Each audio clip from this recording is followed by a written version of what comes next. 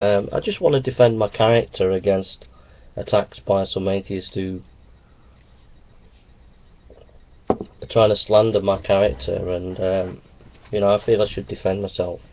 I've tried to be nice, I've tried to be kind, but if people attack your character, you have to defend yourself. So I'm going to defend myself. Excuse me.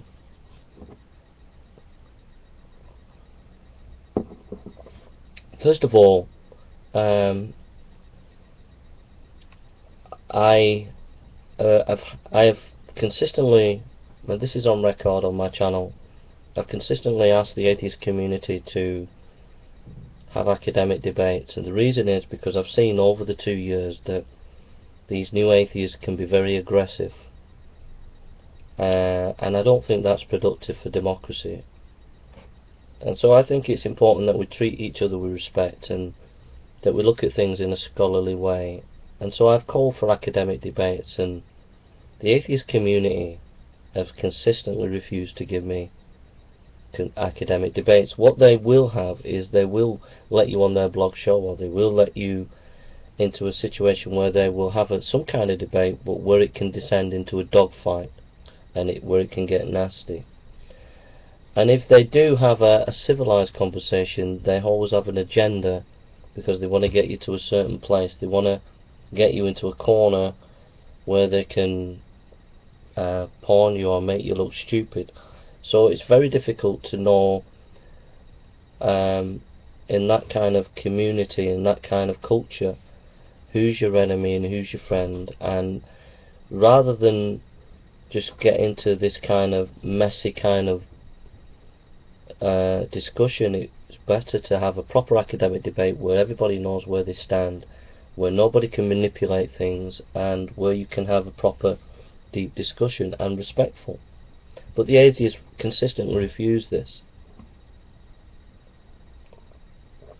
Now, one atheist, Making It Explicit, rang me on Skype a few months ago, claiming to be a historian, and started talking to me, and I began to trust him. I began to talk to him and trusted him as a friend.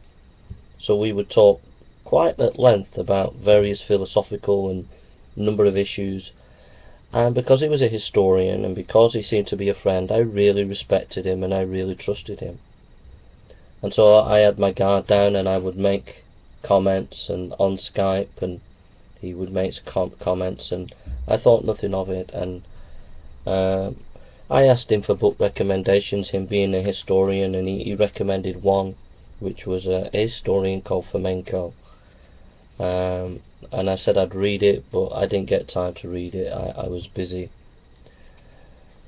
So we're talking on Skype, I'm trusting this person, and then I run a show called Blog TV, and I thought it'd be really good for having Making Explicit on the Blog TV, because I thought it'd be really good, because he's quite scholarly, it seems, and he was a historian, and the Socratic Club Blog TV was more about culture. It wasn't about critiquing atheism, and I wanted to explore philosophical and a number of issues.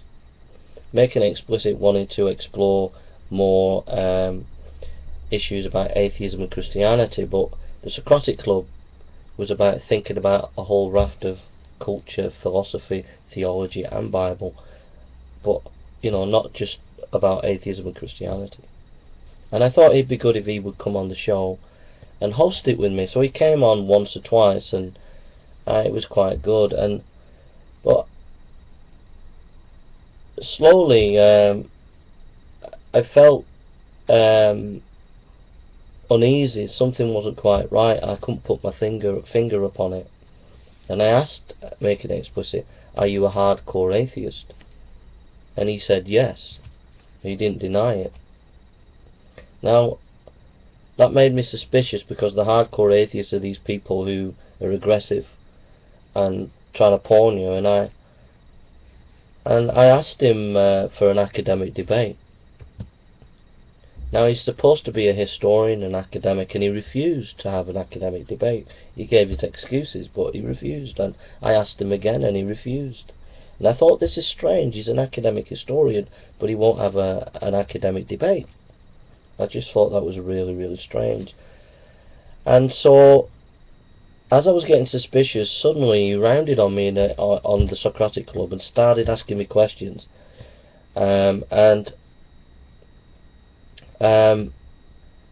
Started getting on the side of a whole host of these kind of hardcore atheists who were trying to pawn me, who were trying to pull me down. And he got aggressive like them and was asking questions and trying to make me look stupid. And some atheists took some of those clips and put them on YouTube.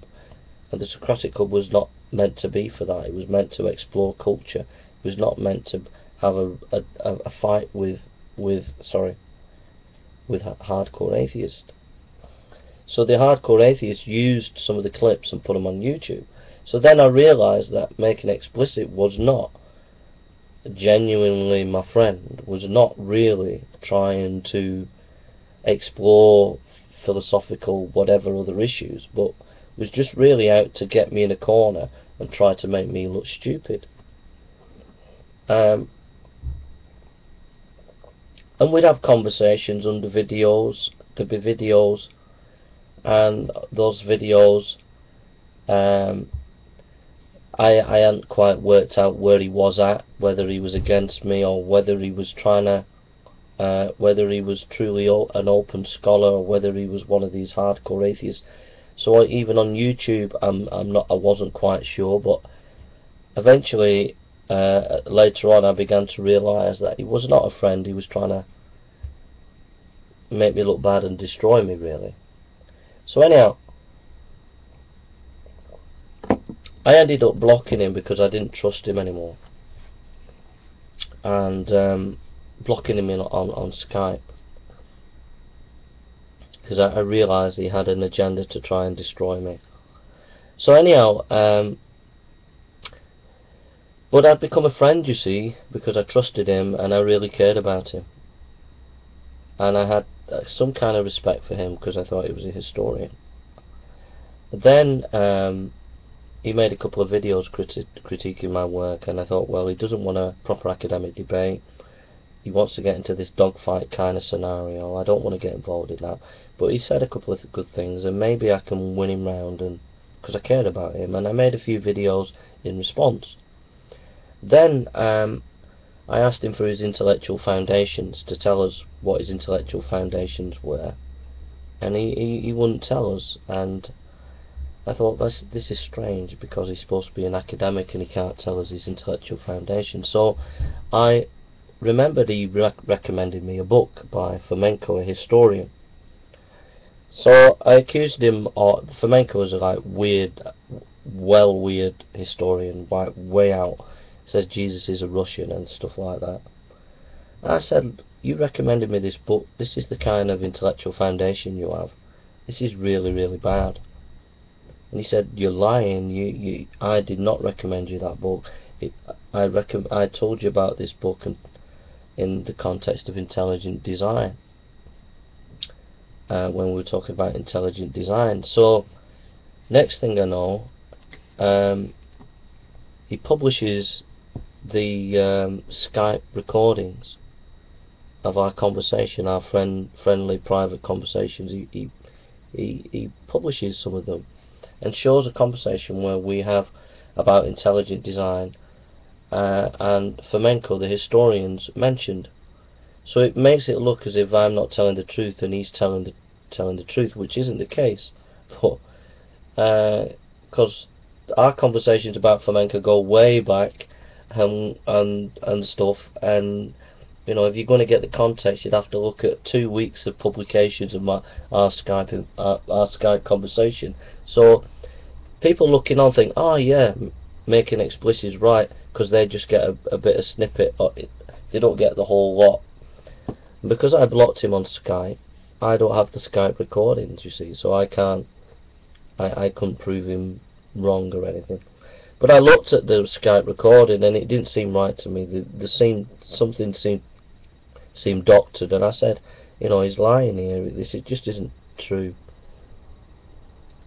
this is changed. So next thing I know, atheists rally round him and they help him get some technology. An atheist called Essence of Thought rang me up on Skype and said, "You're a liar. I'm going to help him to get some technology to play the Skype recording." So Essence of Thought helped him to do that, and they got some technology, and they played the whole of conversation that we had of a particular time when we talked about flamenco. Only that conversation. There were other conversations, and it was over quite a lot of time. There was quite many hours of conversation. They were just playing the bit that they thought would convince people that I was lying and he was telling the truth. Meanwhile, they go on the YouTube and they look for information there to back up what they were saying, which shows me and Making Explicit talking about flamenco in the context of intelligent design, which seemed to back up what he was saying.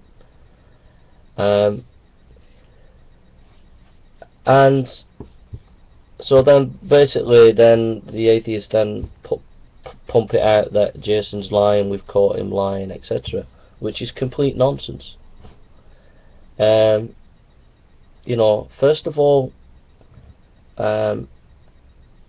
Making Explicit, and it's on record many times for him and other atheists, was asked for an academic debate, and they refused to do that.